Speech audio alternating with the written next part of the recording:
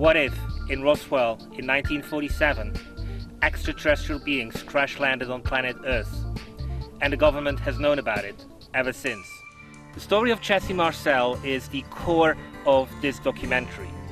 It's the story of 3 generations of the Marcel family, and 3 Jesse Marcels as well at that, who all have been intrigued with whether or not the truth of Roswell should become known. I really believe there was a lot more to that first crash site than we know about, past the items, past the metal, past those materials. And this is the date we've narrowed this down to is somewhere around July 2nd, late the evening of July 2nd. Within a few days before that, people were seeing these things everywhere, describing them blue lights, describing them as saucers, like saucer plates, hooked together, flying across the sky. Everything from priests to politicians to the police. Everybody was seeing these things flying through the valley. And it was backed up. Radar was finding these targets that would come in and out of range. And it must have been a very fascinating time to be in the desert, to think that all this is going on around you. And again, thinking back this time, UFOs weren't talked about at all. It was nothing. I mean, it was, I think, a fascinating oddity, maybe, but it was nothing, no reality to it. And here was a whole town of people, literally seeing these things and thinking there is something strange going on now.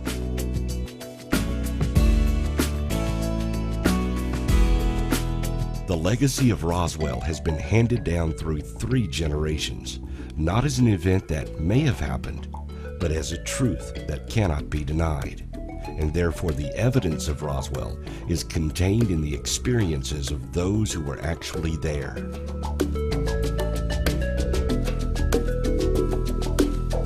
For the Marcel family, Roswell is not a question mark, it is not a controversy. There are no unknowns as to whether or not something happened. The question is just a matter of details as to where they came from, what has happened to the material, whether we have somehow benefited as a species from the material which the government secreted from 1947 onwards. But everything else, the truth that something landed in Roswell, is a family legacy which the Marcels have cherished for several decades and continue to do so. They have spoken out before, but now Jesse Marcel is ready to tell all. He knew what it was, he knew how big it was, and he knew that this kind of story, this kind of information could cause, this kind of information could cost you your life. This technology was very important to our government. It was very, very important that the government kept that information tight to their vest. They did not want it getting out. It was their property, no one else's.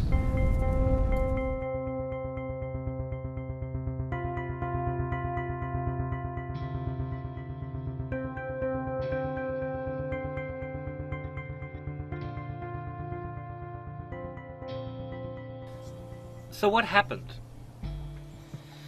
For families like the Marcels, the Blanchards, there was never any doubt. This was true, this has happened.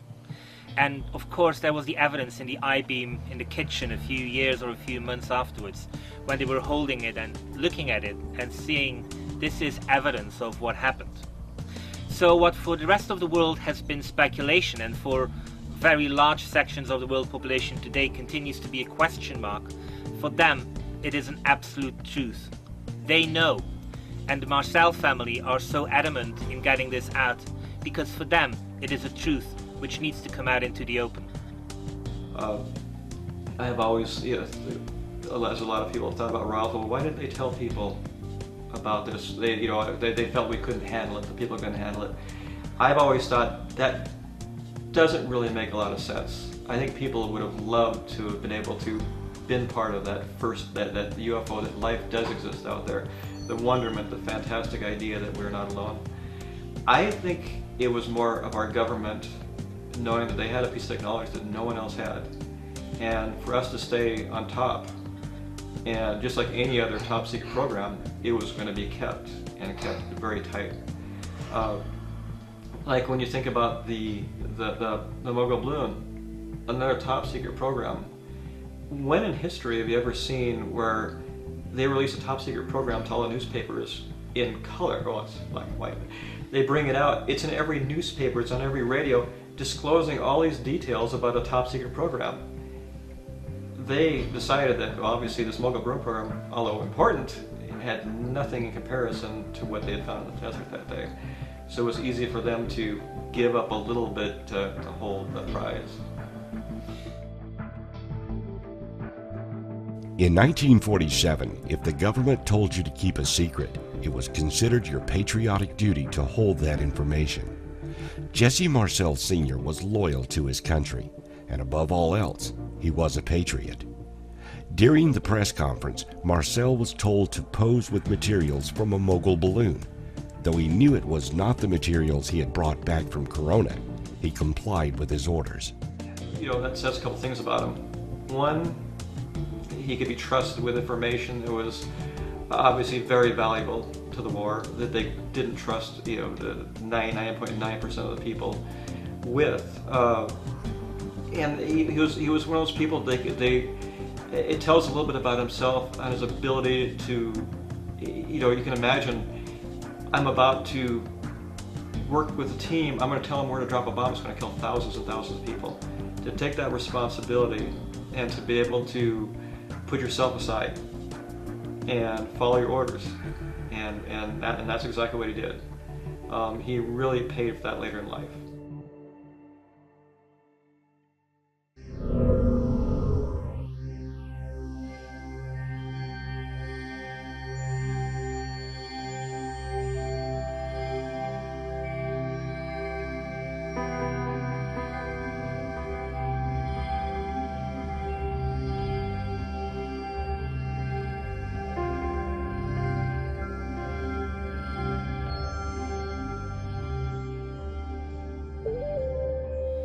At the end of the 1980s, it was clear that the government had to do something. There was massive interest and people were beginning to ask questions. Even people close to American presidents were intrigued to find out what Roswell was really all about. And so in 1994, the American government said that something had indeed happened in Roswell which they couldn't speak about. That it was a secret project called Project Mogul, which involved special air balloons which were somehow floated into the top parts of the sky to find out whether or not atomic explosions had occurred somewhere. And so they couldn't explain this in 1947, which is why there was a cover-up. Now, they didn't answer really why there were bodies.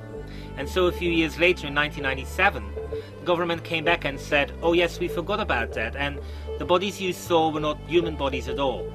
They are test dummies, which we somehow put up in the sky and then dropped to the ground, and this is what people saw.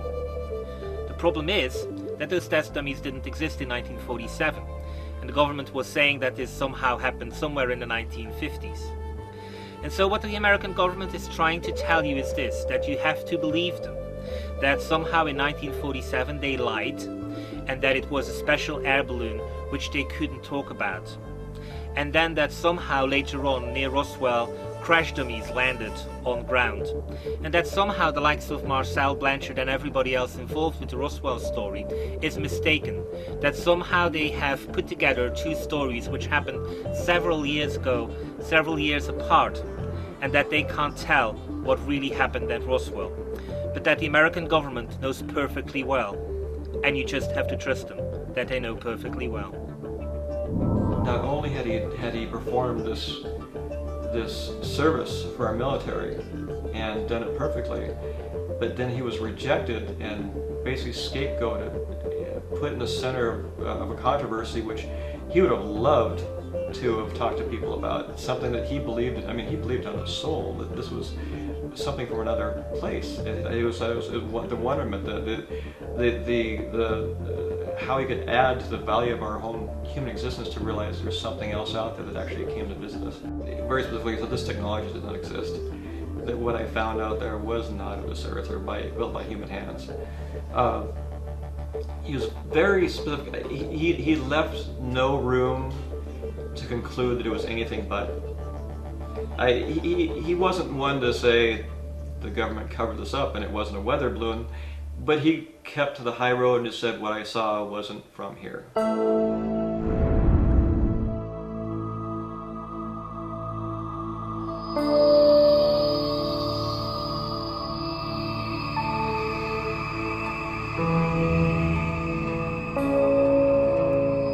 And so what we have here is once again what for some people might be a detail, but which for those who know and those who like to find out makes a very different story. Roswell is one of those things whereby really there is a question of belief. On the one hand you have a family, the Marcel family, the Blanchards, who've never spoken out. All of these families know, and they know details about this story, which is where the beauty of the story lies. You have to believe that they remember what happened. And what they know is very simple. It is very basic. It is a story about a dad and a husband who one evening comes home and says to his family, "This is something you have to see, because from tomorrow onwards I have no idea what's going to happen." The American government might order a cover-up, or we might have an announcement to the world that something truly extraordinary has happened. But either way, I want you, my wife and my son, to be the first to know.